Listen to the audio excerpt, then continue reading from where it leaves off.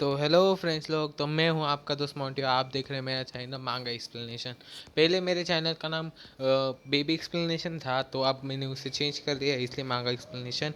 और ज़्यादा time pass ना करते हुए एंड गेम रिस्टार्ट के चौथे एपिसोड को स्टार्ट करते हैं। फिर हमें उस डीलर के बारे में बताया जाता है कि जब अपोक्लिप्स शुरू हुआ था तब तब से ही ये डीलर्स बाहर निकलने लगे। फिर हमें बताया जाता है कि 1 से 9 डीलर होते हैं जिनके अलग अलग कलर होते हैं, मतलब कलर के हिसाब से ये डीलर हैं।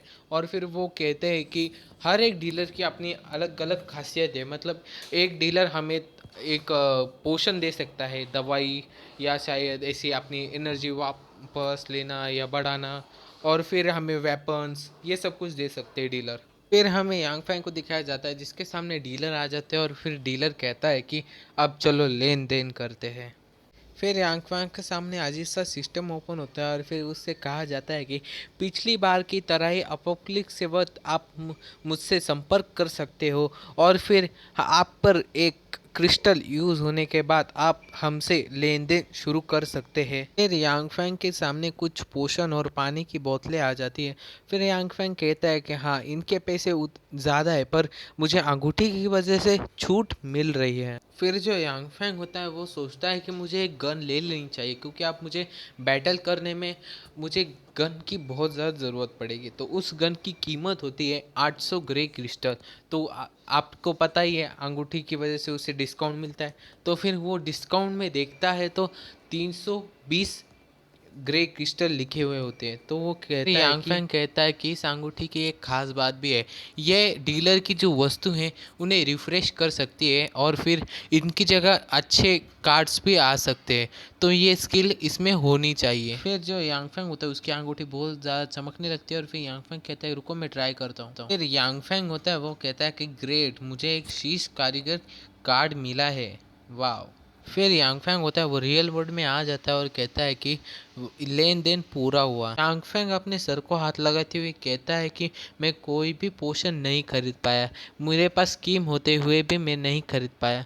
मुझे बहुत ज़्यादा क्रिस्टल जमा करने होंगे, और मुझे बहुत ज़्यादा पावरफुल बनना होगा। अपोक्लिप्स के वक्त मुझे सबसे ज़्यादा पावरफुल रहना होगा। यांग फैंग वहाँ से जाने वाला होता है, तभी उसे एक दरवाजे से बहुत ज़्यादा आवाज़ आने लगती है, और फिर कहता है क्या क्या। फिर यांग फैंग उस जगह पे जाके देखता है तो वहाँ पे एक ज़ॉम्बी 2 लड़कियों पे अटैक करने वाला होता है। तभी वो दूसरी लड़की कहती है कि कोई है वहाँ, और फिर वो दूसरी लड़की कहती है कि ये क्या हो रहा है। और फिर वो कहती है कि यांग यू उठो। फिर एक लड़की कहती है कि तुम्हारे पास का चाकू मुझे दे दो। फिर वो दूसरी लड़की उससे चाकू लेने के बाद कहती है कि यांग यू, तुम अब मेरे पास आई तो मैं तुम्हें चाकू से स्टैब करूंगी। तभी वो लड़की कुछ देख के बहुत ज़्यादा चौंक जाती है कि वहाँ पे हमारा यांग फैंग आ जाता है हीरो की एंट्री मार के, और उस जो ज़ॉम्बी होते हैं उसका सर धड़ से अलग कर देता है।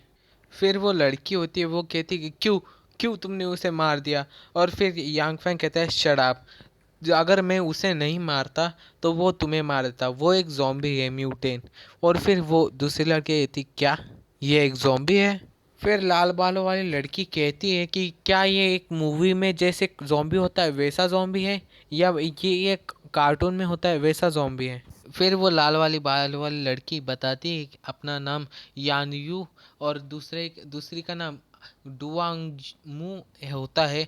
और फिर वो कहती कि तुम्हें इन zombies के बारे में कैसे पता। फिर उनमें से एक लड़की कहती क्या दुनिया में zombies घूम रहे हैं। फिर उनमें से एक लड़की कहती कि ये ओनी है, ये व्हाट्सएप में एक छोटी सी दुनिया है। जो पहली लड़की है उसका नाम यानू है, और वो एक शार्प शूटर है।